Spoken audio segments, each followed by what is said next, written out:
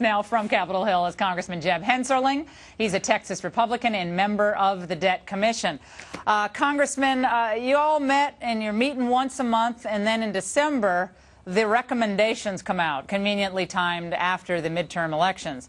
What can we expect from what you've seen and heard so far? The VAT tax is a thing that everybody's talking about.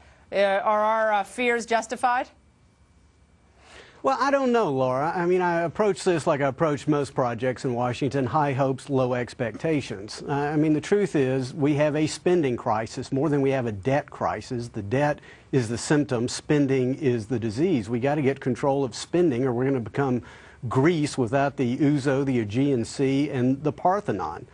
So we don't really need any more taxes. If you tried to tax your way out of this particular problem, including completing the transformation of the United States to Europe by employing a VAT, I mean, ultimately taxes would have to double on the next generation. And at that point, you know, our children and our grandchildren, they're living in smaller homes, they're driving older, unreliable cars, they're competing for fewer jobs and shrinking paychecks, and their lives are limited to small, timid dreams. I mean, this is America. This shouldn't be happening. And so I hope that we don't see it, but at this point, you know, we're just getting started. And I agree, everything has to be on the table, because as soon as I take something off the table, they're going to take something off the table, and we might as well not meet.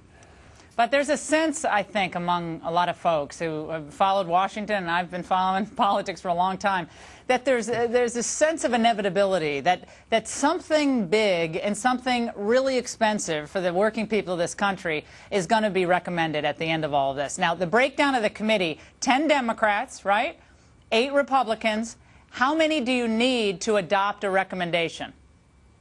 Well, you need 14, but the truth is, Laura, 2/3 of the people who are on the commission were either appointed by the president or they're of his party.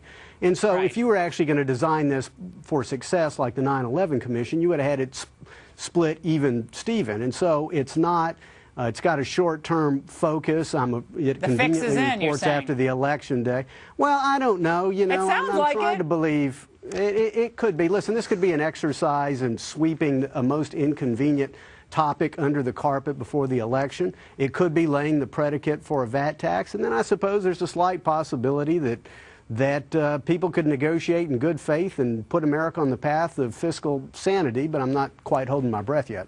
Well, if they were going to do that, they would adopt your ideas and the ideas of Congressman Paul Ryan, which actually really focus on these entitlements and what we do about it. Speaking of, let's say a recommendation is voted on, and you get the requisite 14 members to vote for it. Then what happens with those recommendations? Well, procedurally, absolutely nothing. I mean, Congress is not obligated to vote on it. Now, the Speaker of the House, the Senate Majority Leader, claims that in a lame duck session of Congress, these recommendations will be voted on. You know, we'll see if that happens. But again, what we have here is a spending crisis. We're on the road to doubling taxes on the next generation if we don't somehow control the spending crisis. And the question is, you know, are the American people now engaged enough, and I hope that they are, to try to put a stop to the spending crisis. Well, and Congressman Lindsey Graham said today that he doesn't see any movement on this immigration reform bill until now about 2012. He's not going to support it. He's ticked off by the way it was handled. Do you agree with that? They're not getting anywhere with immigration, at least not this year, maybe not even next?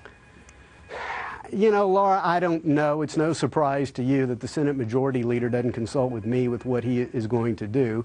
But certainly they got their challenges over in the Senate, not the least of which is that a big Wall Street bailout and credit constriction bill is in the Senate. You know, it's the last thing we need at a huge credit crunch when we're losing jobs, where we've lost more jobs in a generation, is to have this bill come in and turn us into a perpetual bailout nation. So they got to work through that before they even begin to think about immigration. They have a lot of other damage to do.